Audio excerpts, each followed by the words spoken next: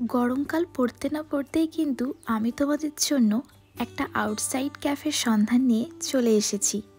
কার্জুইডাঙ্গার মোড় থেকে যে রাস্তাটা ছাতনার দিকে যাচ্ছে সেই রাস্তাটা ধরে 2 কিলোমিটার গেলেই কিন্তু আমরা ক্যাফেতে পৌঁছে যাব। আমরা কিন্তু পৌঁছে গেছি। এই দিকটা যাচ্ছে কার্জুইডাঙ্গা আর তার অপোজিটের দিকে যাচ্ছে ছাতনা।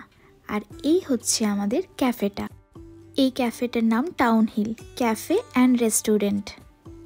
এক্স্যাক্ট লোকেশনটা হচ্ছে শালবনী। চলো ভেতরে তাহলে আস্তে আস্তে ঢোকা যাক।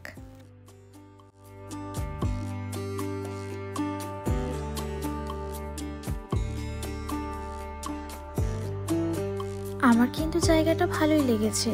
বাইরেও প্রচুর বসার জায়গা আছে আর এইরকম খড়ের তৈরি কিছু পার্সোনাল কেবিনও আছে যেখানে তোমরা 4-6 জন আরামসে বসতে পারবে।